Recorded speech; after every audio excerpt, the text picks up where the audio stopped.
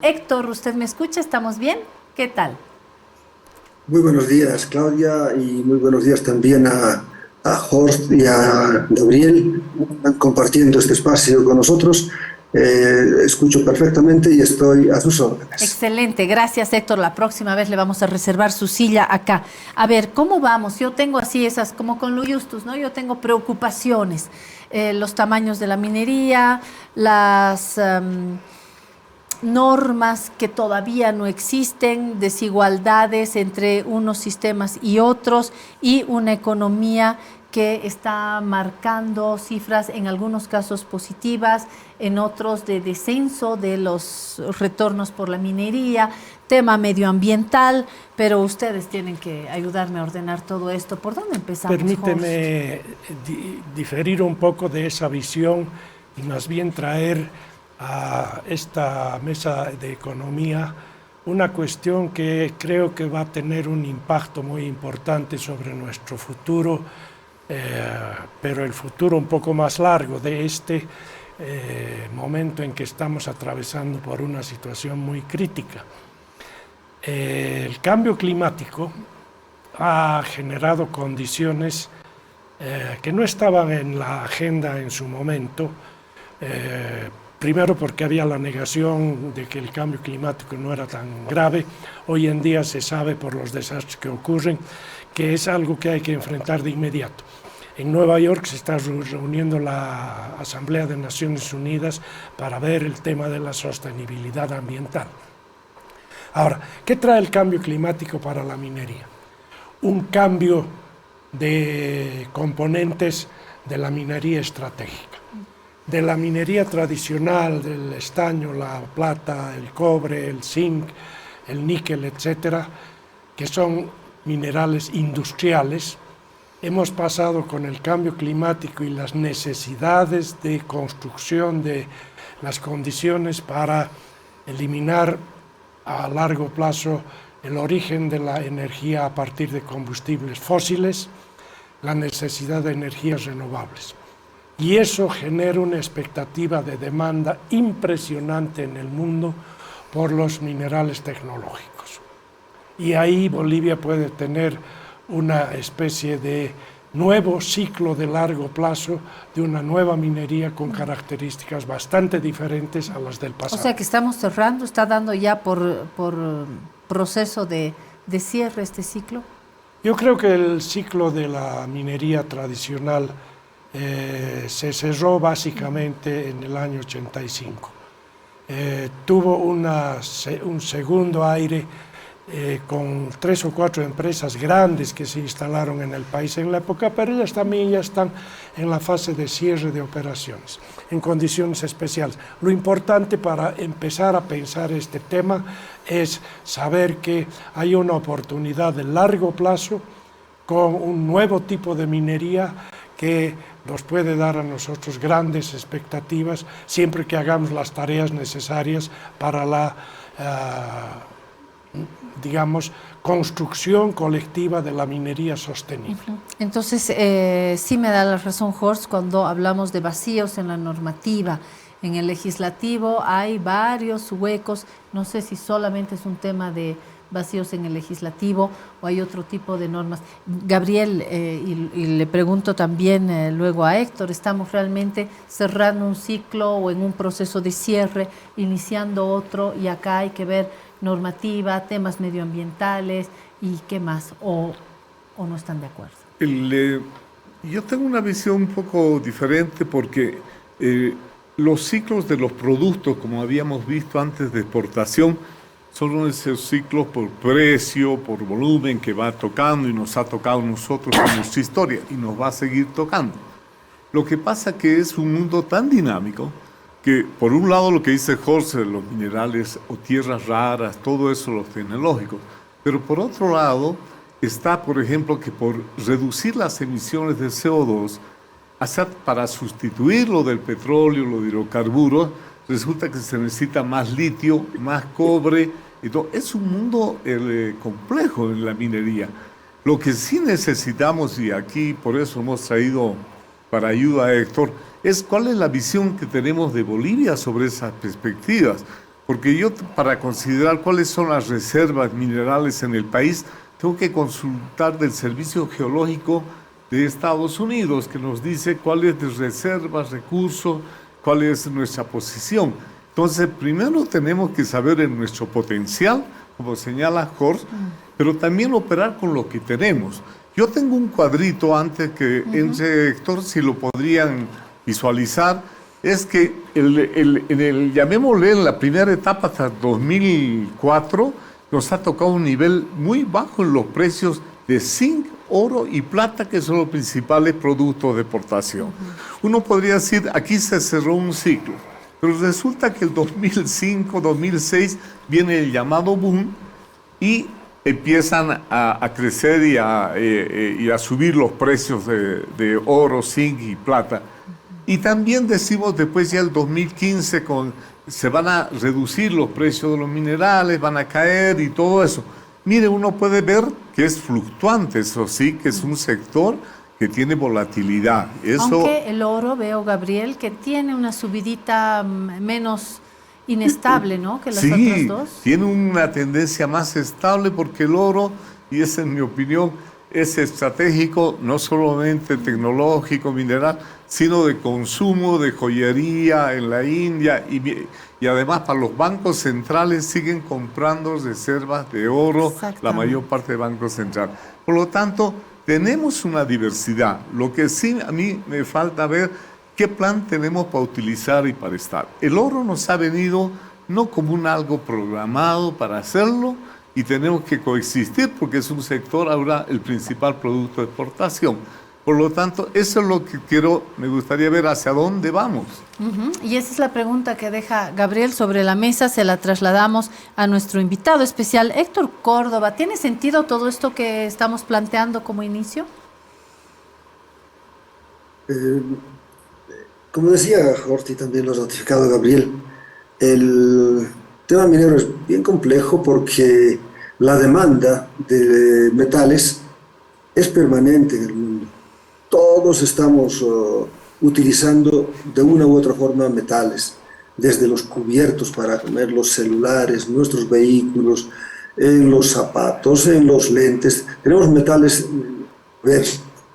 Y lo que no ha aprendido a hacer el mundo todavía es reciclar adecuadamente esto. Por ejemplo, de todo el estaño que se consume anualmente en el mundo, solo el 8% es reciclado. El 92% viene de minas frescas. Y en gran parte esto se debe a un factor económico.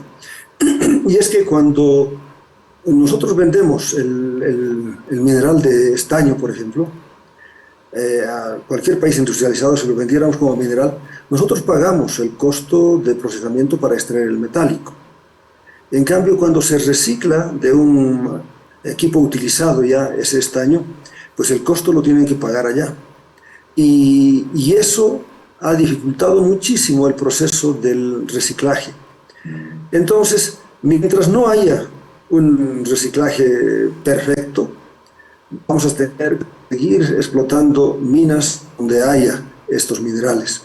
Y Bolivia tiene la fortuna, pero también se ha llamado esto la maldición, de poseer una gama impresionante de recursos minerales y que cada vez se descubren más.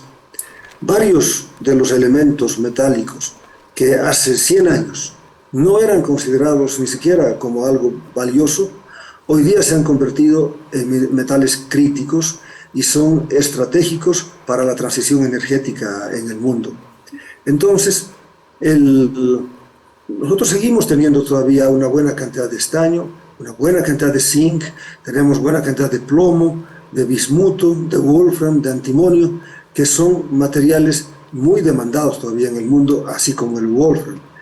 Pero con la transición energética ha aparecido en escena otros metales de los cuales tenemos también una parte y otros ni siquiera sabemos que tenemos. Por ejemplo, con la aparición de los celulares, las pantallas táctiles de las computadoras, de las tabletas, el indio ha llegado a ser un metal verdaderamente estratégico, porque la mayor parte de las pantallas táctiles son producto de una aleación de óxido de estaño y de óxido de indio. Y con la pandemia, la demanda, tanto de estaño como de indio, ha crecido de una manera extraordinaria y ha hecho subir el precio y la cotización internacional de estos dos metales. Sin embargo, el indio no aparece en nuestras estadísticas como producto de exportación, pero en las estadísticas internacionales somos entre el tercero y el cuarto productores mundiales de indio. Esto, mira, ni siquiera sabemos que estamos exportando indio porque va como un acompañante de los minerales de zinc, sobre todo de los minerales de zinc. Y seguramente estamos exportando también otros elementos, otros metales valiosos con nuestros minerales que no los conocemos. Y por eso ahí entra lo que decía Horst. El mundo entero, cuando ha empezado a hablar de la transición energética, ha diseñado, el mundo industrial sobre todo, ha diseñado estrategias para cuidar la cadena de suministro de estas materias primas que tenemos nosotros y que les llegue en buenas condiciones al proceso ya industrial. Para eso han diseñado estrategias que incluyen financiamiento para nuevas operaciones y tratamientos en los países que tienen estos minerales para que la ganancia sea compartida. Yo creo que esa es una gran oportunidad para diversificar nuestra producción minero-metalúrgica en el país. Lo que decía Horst es algo que realmente tenemos que analizar profundamente como país porque, por ejemplo, se nos ha venido el tema del litio. Hemos diseñado una estrategia, las políticas para explotar y aprovechar el litio, pero ha habido factores internos que han retrasado completamente el proceso y ahora estamos casi comenzando de cero. Lo que en el 2008 parecía un momento esperanzador para el país, ahora ha sido prácticamente descartado y estamos recomenzando. El tema del oro, nuestro principal producto de exportación, ese es nuestro principal metal ahora de tratamiento. Sin embargo, el año pasado hemos exportado más de 3.000 millones de dólares de oro y han quedado para el Estado menos de 60. Estamos hablando del 2% prácticamente del valor del oro, que es patrimonio de todos los bolivianos, que queda para el Estado. Y eso no puede ser. Y no es que falten normas en esto, hay todas las normas, el problema es que no las cumplimos y tampoco tenemos la fuerza para hacerlas cumplir. Esa es nuestra situación así en primera instancia, compañera, compañeros. La senadora Cecilia Requena estuvo acá en una entrevista junto a José Pimentel y decía que pueden existir ciertos marcos normativos, pero ya en la letra chica faltan las normativas y de hecho por eso hay muchos problemas a momento de dar luz verde a un proyecto u otro, ¿no? Yo disiento en esto, creo que el aspecto normativo no está del todo, pero quisiera continuar con Jorge. Creo que hay que mirar el tema de una manera mucho más amplia y más a largo plazo. En primer lugar, el orden minero del país es un orden que está en dificultades para hacer frente a lo que viene en el futuro como una enorme potencialidad, una posibilidad de exportar no solamente litio, sino una cantidad importante de otros minerales, incluyendo la plata, de la cual tenemos reservas, ya no dentro del socavón, sino en toda una serie de colas, desmontes y también de resabios que quedan del pasado. Entonces, creo que hay que hacer una revisión sobre la opinión y la posición político-ideológica de que las actividades mineras tienen que ser fundamentalmente o cooperativas o empresas estatales. Yo creo que hay que incorporar el componente de la empresa privada extranjera siempre que cumpla con los requisitos de la minería sostenible. Pero fíjense, perdón Horst, en las cooperativas mineras tenemos miren, las cooperativas mineras alcanzan el mayor valor de producción. A ver, hay que ver si esto va de la mano con la presencia como tal. 61.1% del total. La privada el 33.8% y la minería estatal esas el 5%. ¿No están correctas? Vamos a ver de dónde las toman. En materia de empleo en el país, lo que se sabe es que el 90% del empleo en la minería es cooperativas, las de Occidente y las del oro. el empleo público en el ámbito del sector estatal minero es como 4% y el empleo privado es 4%. Eso es empleo, pero en materia de el valor de la producción las cosas cambian. Las cooperativas solamente en el caso del oro tienen un resultado espectacular por circunstancias que no son repetibles y no son sostenibles y tienen un gran efecto depredador y tienen el problema de la contaminación, etc. En materia de lo que se exporta ya de manera formal, la exportación de la minería privada es muy superior, ¿no? Entonces yo creo que ahí hay que hacer una discusión muy detenida y profunda. Tenemos estas cifras del Ministerio de Minería y tengo unas más, a ver, ustedes me ayudarán a ver si estamos en lo cierto o no. La minería estatal produce el 52% de los minerales metálicos del país, el restante 43% es producido por la minería privada, y termino con esto. La PRAS produjo el 43.8% del valor total de los minerales, Potosí 35%, Oruro 6.9%, Cochabamba 6.7%, Beni 3.3%, Santa Cruz 2.9%, también del Ministerio de Minería, pero ustedes me dirán. No, hay un dossier del Ministerio de Minería y Metalurgia que sale el 2021, que yo le he consultado, 2022 no sé si ha salido. Lo que hay que distinguir, como explicó Héctor, los minerales de los metales, ¿no? En términos, el estaño como mineral, por ejemplo, ya casi no se produce la minería estatal, pero sí el estaño fundido, donde tiene la producción de metal, de estaño metálico, que es lo que exportamos. Ahora, si le quitas tú el oro, que tiene un caso especial, el peso más bien está en la minería mediana, ¿no? Después pequeña minería, después cooperativistas, y entre pequeña minería y cooperativista ya esa frontera ya no está clara. Y atrás está la minería estatal, ¿no? En el conjunto del valor de producción. Esto nos aclarará más. Pero lo que hay que entender, en el país hay una estructura de normas, y yo me acuerdo, en 2007 hicimos un impuesto complementario a la minería en función de los precios internacionales, cuando ya estaban empezando a subir el 2005-2006. Se hizo la norma todo, es una especie de surtax sobre utilidades extraordinarias en función del precio, pero se excluyó a los cooperativistas. Entonces está la norma general y después está la exclusión. Entonces, y eso falsea. Eso desequilibra, porque ahora resulta que en el caso del oro, por ejemplo, que paguen 2%, la contribución que también señala Héctor y Jorge, es a dónde va nuestro excedente económico como país que tanto lo apreciaba. Yo creo que ahí hay que volver a mirar un poco las cifras y las oportunidades. Y no es una mala idea comparar con los países vecinos. La reserva o los recursos mineralógicos de Bolivia forman parte de la cordillera de los Andes que viene desde Colombia hasta Chile. Y son países, todos ellos mineros, con grandes recursos mineros.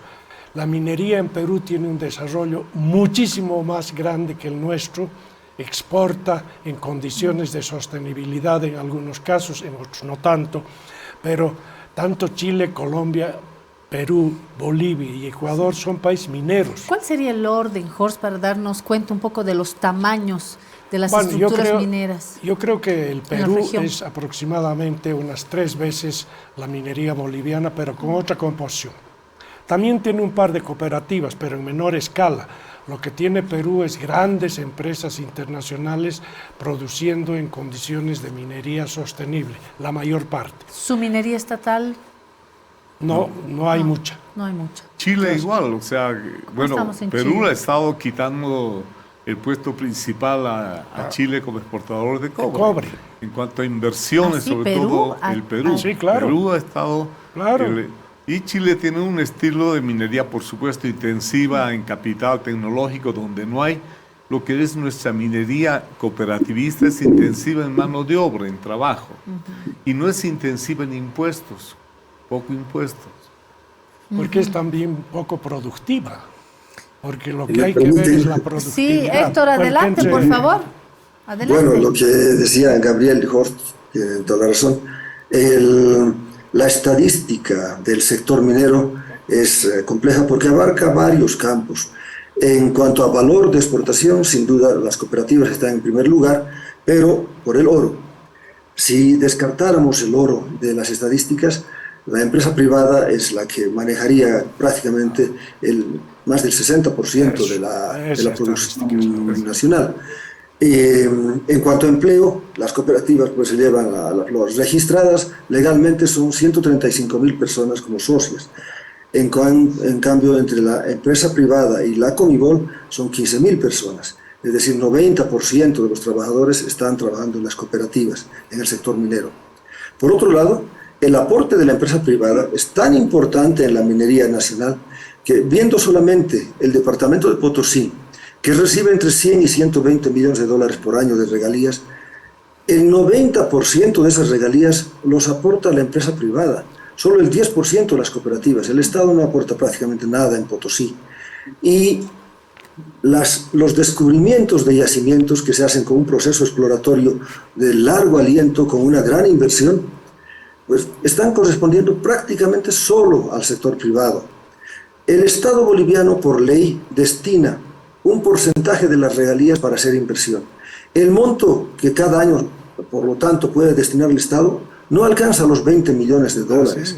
Con 20 millones de dólares por año no encontramos nada, y como que no hemos encontrado nada. Héctor, cuando hablamos de las inversiones, de lo privado y de las inversiones extranjeras, ¿dónde ponemos los porcentajes cuando hablamos de lo privado boliviano y lo privado extranjero? ¿Hay alguna cifra que tenga en mente?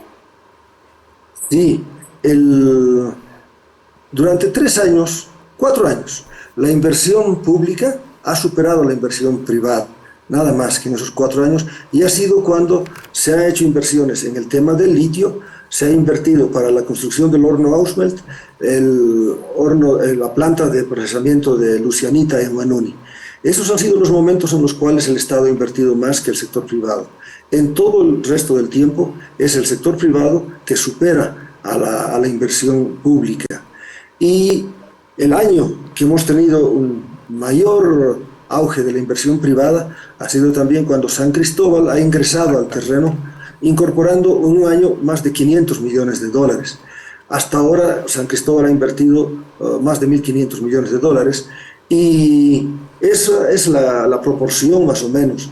Pero en exploración, como decía, que es la clave para hacer sostenible la minería, el Estado aporta con 20 millones de dólares por año y las empresas privadas, particularmente una que ha confirmado a fines del año pasado un gran yacimiento en Colabi, en Potosí, y ahora anuncia otro gran yacimiento descubierto en Carangas, en Oruro, ha invertido decenas de millones de dólares, si no cientos, para encontrar estos yacimientos y confirmarlos. Ahora, el papel de la empresa privada, por tanto, se ha convertido en papel estratégico ante la debilidad de la empresa estatal que no acaba de refundarse y cuya producción ha ido disminuyendo. Huanuni y Colquiri aportan el 80% del estaño que exporta Bolivia. Sin embargo, su nivel de producción ha ido bajando tanto que todo el país se ve afectado por esto. Además, dentro de nuestras empresas estatales, el excedente se lo distribuyen los trabajadores, igual que lo hacen las cooperativas, y por lo tanto ese excedente no llega a todo el país como debería llegar. Lamentablemente tenemos esas debilidades estructurales en nuestra minería que hacen que estemos girando los ojos hacia la inversión privada, hacia la empresa privada, como el puntal que podría salvar la minería nacional. Porque las cooperativas no invierten en exploración, las tradicionales todavía se comportan como cooperativas, pero las auríferas no. Y además están incumpliendo todas las normas, no tienen licencia ambiental, contratan personas para hacer su trabajo, se asocian con empresas privadas para la explotación, no pagan la regalía adecuada, en vez de 7 están pagando 2% o 1,5%, además no pagan el impuesto a las utilidades del 25%, menos la alícuota adicional del 12,5%, por lo tanto, el peor negocio para la minería nacional, particularmente la aurífera, es que esté en manos del subsector cooperativo. Yo quisiera enganchar Sí, con lo que Horst. acaba de decir. Tenemos una industria, la minera, cuyos proyectos tardan aproximadamente 2 a 3 décadas. Y la primera década es de exploración. Es la inversión en exploración la que es la más importante para detectar de las reservas supuestas que existen o recursos que existen, convertirlos en reservas que permiten financiar las operaciones posteriores, y eso implica la construcción de todos los requisitos, desde los campamentos, la preparación del terreno, las licencias que se obtienen, etc. Entonces, no es una operación de corto plazo. La perspectiva que se está manejando en el mundo es la de 2050. Son 25 años por delante y muchos países están en la carrera de habilitarse para ser grandes proveedores de los recursos. A nivel mundial, a nivel mundial. Entonces, Bolivia, con los recursos que tiene, puede ser un jugador internacional relevante. Si es que hiciera, ¿qué? Si es que hiciera adecuadamente la nueva normativa, el nuevo orden minero, cambiando la ley de la minería, que tiene varias limitaciones, varias restricciones. Hay que mirar el pasado y aprender las lecciones correspondientes. Entonces, sí hay un vacío en la minería. Pero creo no que ese solamente es el primer de las paso. normativas que están en el Parlamento, hay que discutirlas antes. Las condiciones de la minería sostenible del futuro, hay que mirar las propuestas que se están haciendo a nivel andino, cuál sería la normativa madre para una minería que no sea extractivista. Hay que convertir del extractivismo a las industrias extractivas sostenibles, porque no vamos a hacer lo que quieren los ambientalistas más radicales, que no haya minería, que no haya bosques, que no haya nada. Y la minería es extraer, no se puede hacer minería. No se puede minería. Nadar sin agua, no se puede hacer minería sin extraer. Pero ahí viene que hay una fase de exploración, instalación, operaciones y después el cierre, que es lo más importante, porque es la operación de reparar, de restituir todo aquello que se ha generado en el entorno ambiental, y se lo repara y se lo pone en condiciones de mínima en el trayecto largo contaminación, de daños ambientales, daños a la sociedad, etcétera, etcétera, etcétera. Eso hay que armar intelectualmente. Horst ha hecho un ejercicio de comparación, que luego lo continuó Gabriel, respecto de lo que se hace en Ecuador, en Chile, en Colombia, Perú, ¿no? Me salto el orden. ¿Hay alguna posibilidad interesante para nosotros de seguir algún modelo normativo, ya que pasamos esta comparación normativamente? ¿Hay algún país que uno pueda decir, bueno, hagamos como Colombia o hagamos como Chile? ¿Y por qué? Bueno, en el tema del litio, Chile ahora con el nuevo gobierno está avanzando. Entonces es un proceso donde inclusive incluía una empresa estatal, pero coexistiendo con las empresas privadas extranjeras y nacionales. Y el tema de medio ambiente es uno de los temas principales. Pero el tema del medio ambiente tiene que ser una normativa transparente. En la Constitución boliviana está la consulta previa que tiene que hacerse, está en la Constitución. Pero tiene que decirle cómo procede y se hace esa consulta.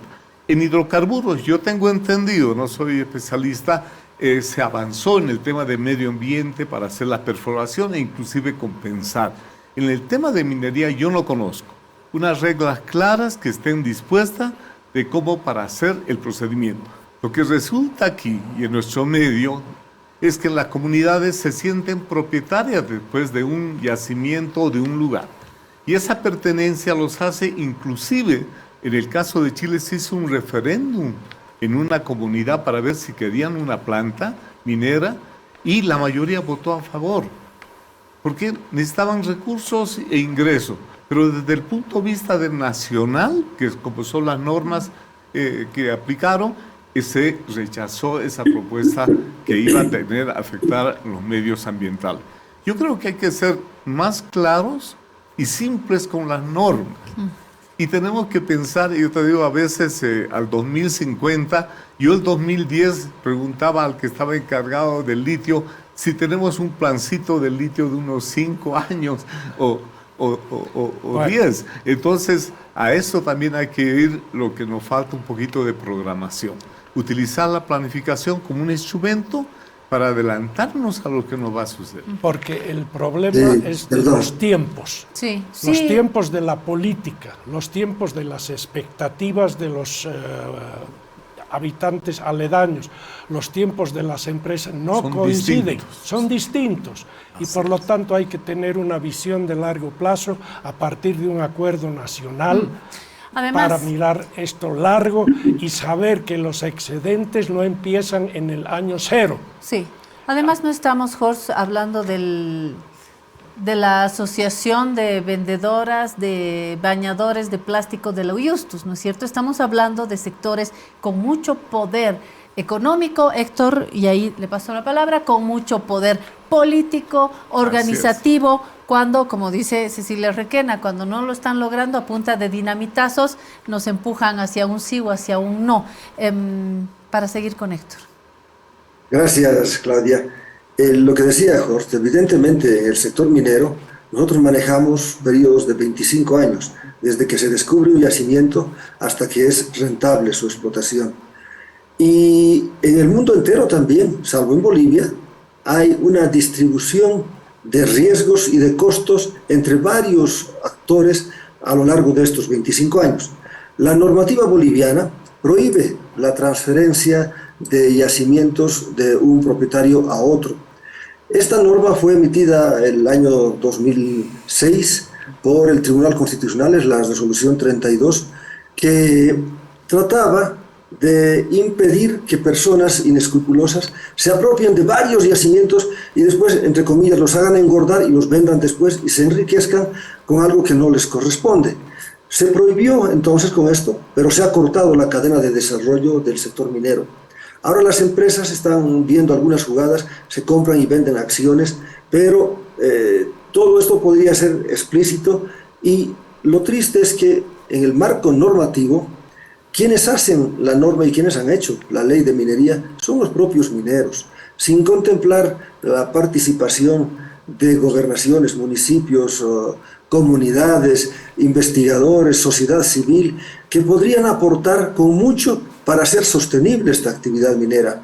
Es evidente que la ley de minería es una ley hecha entre mineros y que por lo tanto, al no contemplar lo general, lo global, tiene muchísimas falencias que tienen que ser modificadas, que tienen que ser corregidas para que el Estado pueda aprovechar en la verdadera dimensión el patrimonio que tiene. Cuando vemos ese tiempo que se tarda desde el descubrimiento hasta la explotación, encontramos pues que en Bolivia casi es imposible atraer gente que haga ese trabajo. Hace unos años llegó un grupo coreano, la Cores, para hacer una exploración en Corocoro y tratar de descubrir cobre. Había prometido una inversión de $210 millones, pero terminada la fase de exploración, lamentablemente cayó el precio del cobre y entonces Cores se retiró del país. Hubo otro intento de exploración privado en la zona de Malcucota. La empresa South American Silver ha explorado y ha encontrado y ha mostrado al público buenos resultados en tenencias de indio, de plata, y era un yacimiento polimetálico. Ha habido un proceso de reversión al Estado de los derechos de esta empresa por incumplimientos con la comunidad, pero hasta ahora no podemos, ya son 12 años que ha pasado de esto y todavía el Estado no puede aprovechar la información generada en aquel momento. Es imprescindible la modificación de nuestra estructura normativa y regulatoria para que los distintos actores puedan coexistir libremente y seguramente, ¿no? Las tasas impositivas, si son diferentes en un país y otro, va a promover el contrabando. Lo que ocurre entre Bolivia y el Perú. Claro. En Bolivia la carga fiscal sobre el oro es mucho mayor que en Bolivia. Por lo tanto, ha habido un flujo de oro del Perú hacia nuestro país que ha sido registrado después como oro boliviano y exportado. Eso en gran parte ahora se ha frenado porque las operaciones mineras en Bolivia han crecido vertiginosamente y ya no se da esa situación. Pero ha habido momentos en que por esta diferencia regulatoria entre países vecinos, pues se promueve el contrabando en lugar de favorecer el enriquecimiento de todos. Gracias, Héctor. Son las 12:00. Tenemos que ceder la posta al siguiente programa. Un placer tenerlo acá en Piedra, Papel y Tinta, y esperemos volver a tener la oportunidad de seguir con debates de estos y otros más largos también. Gracias, Héctor Córdoba, ingeniero, analista de temas mineros, fue viceministro de Desarrollo Productivo Minero Metalúrgico y presidente de Comibol. Un abrazo a la distancia. Gracias, Claudia, y un abrazo para usted, para Horst y Gabriel, que nos han acompañado esta mañana.